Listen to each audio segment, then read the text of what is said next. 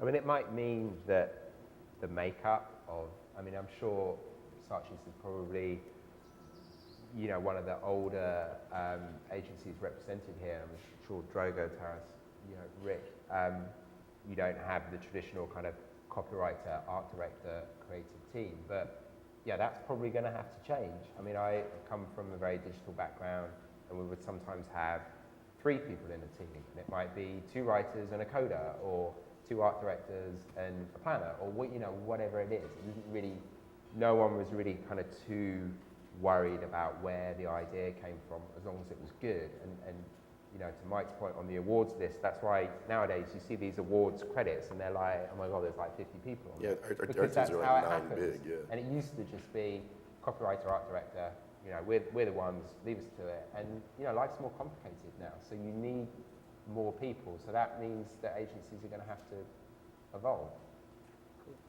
I love this next question. It's, you know, everyone says one day everyone in advertising will be digital. Can you tell us the exact date and time? When this will be, I was thinking actually last Thursday about 3 o'clock. No, it's going to be like May, like 2019 or 2019? Yeah, there's a way. Like when you said, you know, that guy, he has no future. If that kid was 18 and he was a great print artist, I would say to him, without a doubt, there is a point in your career is going to end. That's true. Yeah. But if that guy's 50, I'd be like, yeah, you might make it out. There's probably still going to be print artists. Make it out the other side. You might not have to learn anything. You know what I mean? Like it's going to be a while. The snow bridge is not going to break. Yeah, not anytime soon. Like that stuff will still be happening for at least another decade, probably 2. I've sort of made it my personal mission to abolish the word digital within 2 years. Yeah, like I don't want anyone to be talking about, oh, he's a digital guy, or that's like some digital work. It's just work. Yeah. It's just ideas. I think it'll be work. Well, we'll get to that later. So. Terrence, You know, I mean, I would say it's still going to be a couple of years. But it is getting to that point where you just have to drop those descriptives. You know, you just have to get there. I'm sure Bob has a definitive date in his head that he can predict. But May 7th, 2019. yeah, perfect. Mike. Well, I'm not saying anything.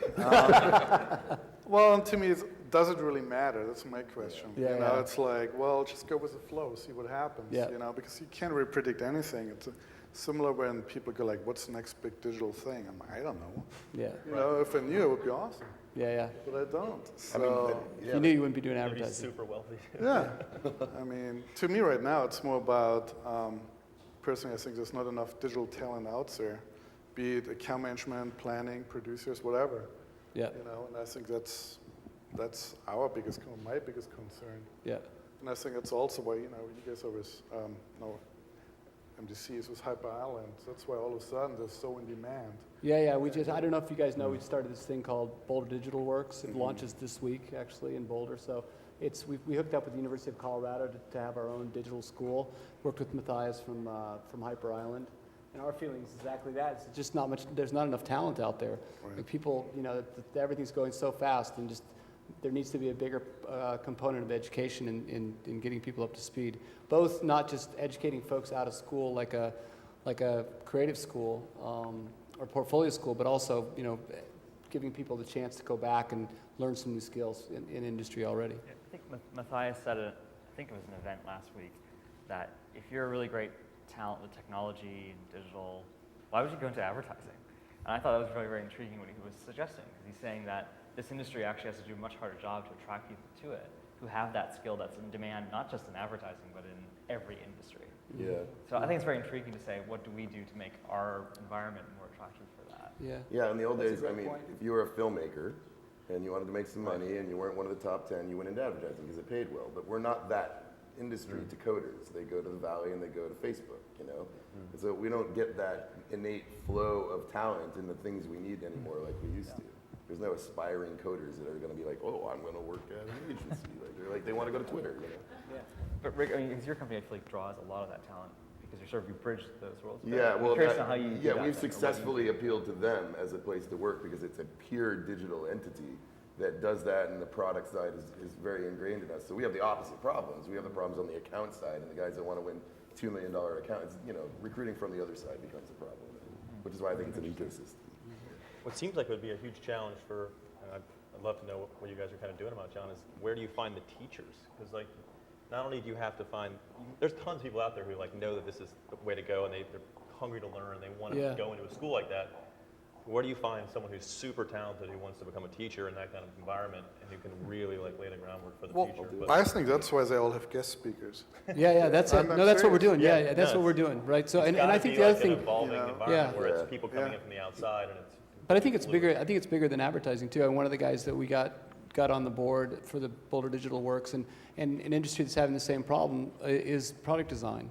And you know, I think that's a really interesting thing we could probably venture into. I might be a little off subject, but I was out at IDEO with David Kelly a few weeks ago, and Diego Rodriguez, who runs their Palo Alto office, and they're struggling with the same thing because they're saying, you know, all of our products that we're designing are going digital, and so we're developing digital products, and we need digital, you know, folks just like you need digital folks. So it seems like everything's kind of mashing up, and I'm excited to have Diego as part of the faculty at Boulder Digital Works, along with a bunch of other folks, but because I think he'll bring a totally different perspective to the problem, one from a very product-centric point of view.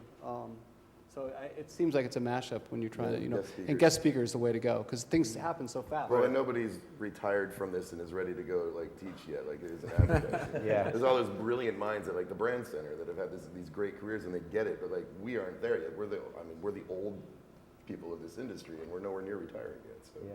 I mean, eventually you'll get people that retire into teaching, I think. when I was in London, we had, you know, it's such a small pool to draw from. You know, I knew every single digital creative that had been in the industry for more than sort of 2 years. You know, every single person that had won every single award, and it's like you either hired them or you couldn't because they weren't any good or whatever. So we had to, me and my partner set up a school at their school, and it was, you know, it's been going for 4 years now, I think, and we take on 5 grads each year. And then we would get everyone in the department that had like a different skill set, maybe they're an animator or coder or planner or whatever, sit them down and take them through stuff. And like you say, you know, these are all people that are like 29 to 33. There's no one who's like 55 and like, let me tell you about digital. Yeah, the creatives to me are the easiest ones because there's such a creative culture of generation around the kids of today. You know, they're all making mashups and photoshopping stuff. And that's what's funny to them. So it's pretty easy to co-opt that part of it. Sorry, Justin. But it's more like the developers, the UX people, the Hashems of the world. Like those kind of people are really hard to find and convinced to come into advertising, you know. Anything to add, Hashem? No? All right. Kick them off from the UN. So